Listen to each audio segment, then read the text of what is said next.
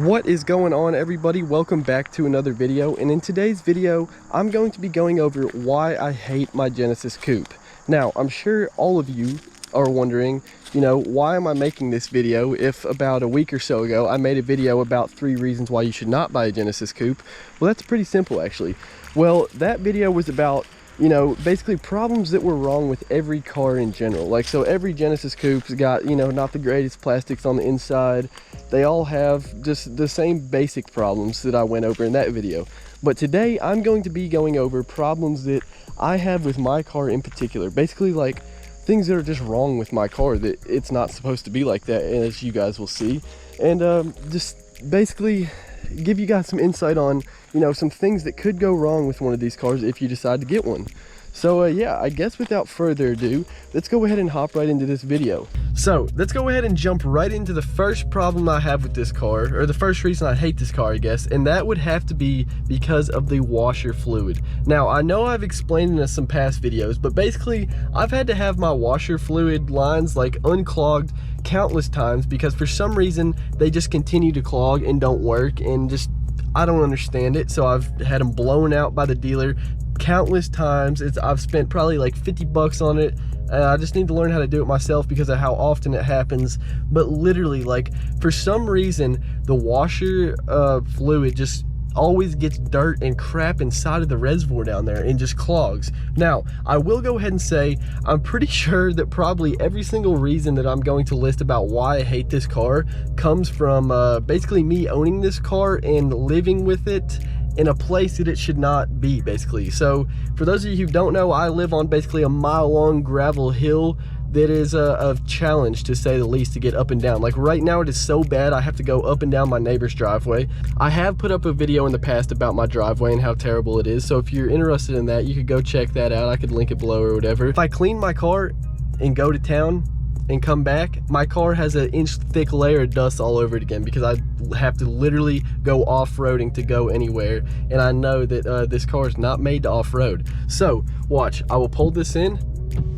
You can hear the motors, nothing going on, but now it starts working. So basically, the first time I do it every single day, it clogs like that or whatever, it just doesn't spray out.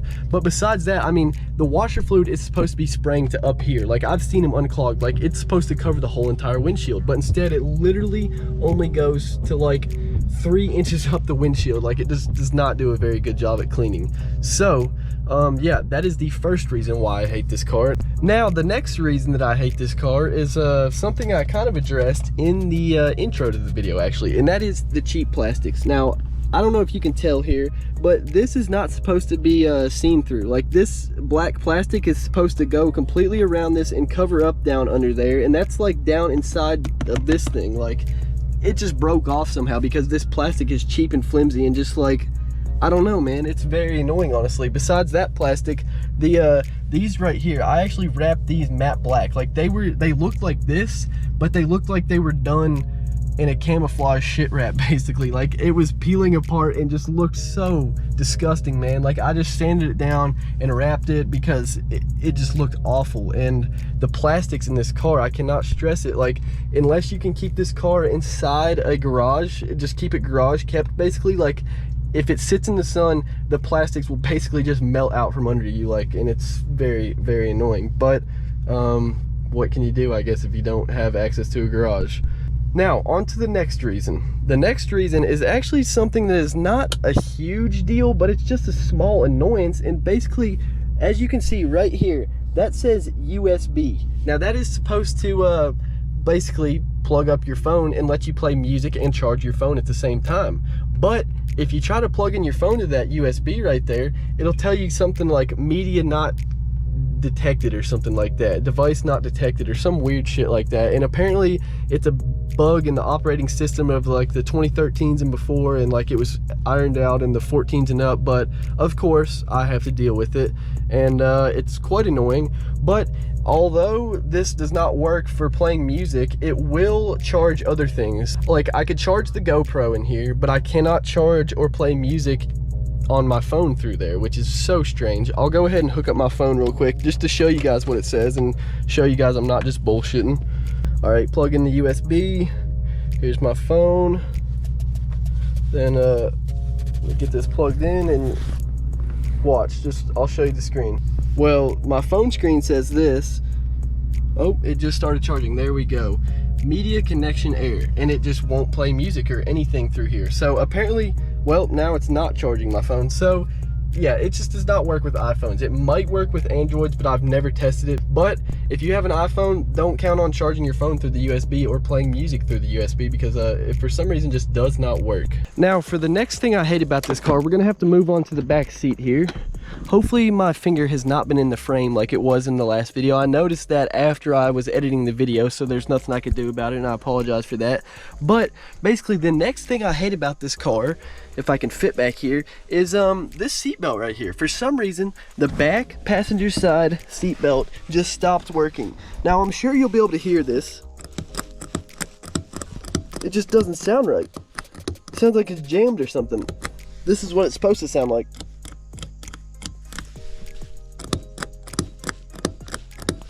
Something is not right there.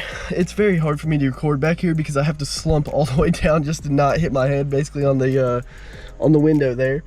But yeah, that is a very, very annoying thing that I have found, and that is this seatbelt does not work. I have not the slightest idea how it broke, but somehow one day somebody was back here and just found out it didn't work, and I need to get that addressed because this could be dangerous. So yeah, look. Nothing happens. So yeah, that's quite annoying because that's not very safe. Nobody should ride back here because of that. So yeah, I'm not quite sure how that happened, but somehow the back passenger side seatbelt stopped working in my car. That is going to wrap up all the problems I have with the interior of this car. I just want to go ahead and get those out of the way. So let's go ahead and move on to all the problems and all the things that I hate about the exterior of this car. The first thing I absolutely hate about the exterior of this car is the wheels, man. Now, I know this is because of where I live, but I don't know if you guys can tell or if this is picking up, but my wheels are actually falling apart. Like, the paint is peeling off right here. There's major chips in every single one of them just because, like, literally going home and going anywhere, I have to go up and down this terrible ass driveway and rocks just rub up against my rims, and there's nothing I can do about it, and they've just taken a beating. So as soon as I am able to move out and get my own place, this will be one of the first things that I will do to my car, and that will be new wheels, because literally, like, you can't really tell from far away, but if you get close and start inspecting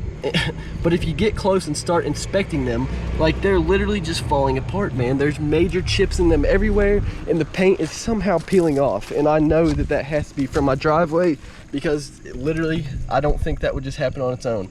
I don't think these major rock chips would just be here on their own for no reason, and they would not start peeling like this unless something scratched the shit out of them or something at one point. The next thing I hate about the exterior of this car is something that I'm not sure we'll be able to pick up on camera because it's hard to see in person for the most part even, but basically a few videos ago, actually this was quite a few videos ago, I went and got this thing fixed right here, so this thing doesn't hang loose anymore. I got some of these plastic bolts down here replaced. Now, as a result of having those broken and not getting them replaced sooner, when I would go on the interstate, this thing would catch wind, flop down, and it would just flex everything. Now, I'm sure when I hit up just some hard interstate poles that this thing flexed extra hard one time and literally flexed the bumper here. Now, yeah, you can't see it on camera. It's not picking up. Like, you just, I can kind of see it in person, but I don't think you guys can see it. But literally, like, the bumper just goes like this, basically. Like, it flexed it. Like, this thing just bent down and flexed everything. And there's nothing I can do about that because this is plastic. So literally the only thing I could do is replace the whole bumper. But that's like $300 plus a paint job. So yeah, that's a bit out of budget right now, but hopefully soon we can do that. Now, I saved probably my smallest thing I hate about the car for last, basically, just because this one is not too big of a deal for me, but it's still quite annoying. So basically, I bought this car out of state. Front plates are not required where I live, and front plates were required where I bought the car from. So because of that, I've got two holes drilled in my bumper, my front bumper, and I have this outline here. that I have tried everything I could possibly think of to make it go away. The only thing I could think is use some of that Rust-Oleum wipe new that I used on my back bumper, you know, quite a few videos back, to see if I could get it all looking the same. But the only thing I'm afraid of is where it's two different colors right now, like it won't look the same, and it just won't look right. And I don't want to mess this whole piece up because, dude, this is such a big piece. Like, if I f that thing up, I would have to replace it as soon as possible, and that would not be cheap. And yeah, so therefore I've just left it for now. But yeah, I mean, that is really everything that I hate about this car. Now, obviously, none of these are things I love about it, but it's not that these small issues make me absolutely just want to get rid of the car and never see it again. This is an epic car, as I've stressed over and over again.